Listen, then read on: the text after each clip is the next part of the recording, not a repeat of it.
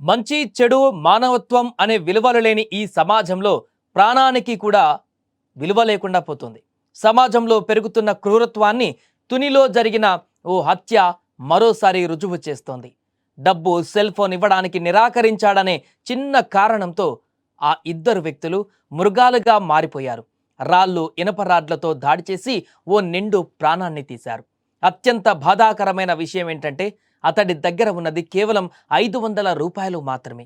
ఈ చిన్న మొత్తమే అతడి ప్రాణం పోయేలా చేసింది. ఈ హత్య చేసింది కరుడుగట్టిన నేరగాళ్ళు, ప్రొఫెషనల్ కిల్లర్స్ కాదు, చెత్త కాగితాలు ఏరుకునే అల్లరి చిల్లరగాళ్ళు. నర్సీపట్నం మండలం ఎరకన్న పాలానికి చెందిన తనరా అప్పలనాయుడు భార్యాభర్తల మధ్య కుటుంబ గొడవలతో నర్సీపట్నం నుంచి వచ్చాడు.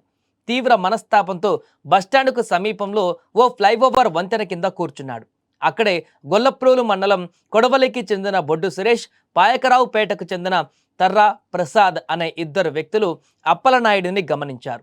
అతని వద్ద సెల్ ఫోన్, జేబులో డబ్బులు ఉండడాన్ని చూసి వాటి కోసం గొడవ పడ్డారు. అప్పలనాయుడు ఎదురు తిరగడంతో సమీపంలో ఉన్న రాయి, ఇనప రాడ్డుతో నిందితులు కలిసి దాడి చేశారు.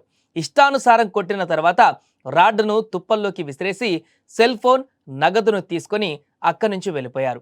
అయితే హత్య జరిగినటువంటి తర్వాత రోజు సమాచారం అందుకున్నటువంటి పోలీసులు రంగంలోకి దిగారు. సమీపంలో ఉన్నటువంటి సీసీ కెమెరాల ఫుటేజ్ ఆధారంగా సంఘటనా స్థలంలో దొరికిన ఆధారాలతో పోలీసులు కేసు దర్యాప్తు చేసి వారం రోజుల్లో ఛేదించారు. మంగళవారం తుని పట్టణ శివారులో తచ్చాడుతున్నటువంటి నిందితులను అరెస్టు చేసినట్టుగా పెద్దాపురం డీఎస్పీ డి శ్రీహరిరాజు వెల్లడించారు. ఇక వేలు కాదు, లక్షలు కాదు, కేవలం 500 రూపాయలు ఓ వ్యక్తి ప్రాణం పోవడం నిజంగా దారుణం. ఈ హత్యపైన మీ అభిప్రాయం ఏంటో కామెంట్ చేయండి.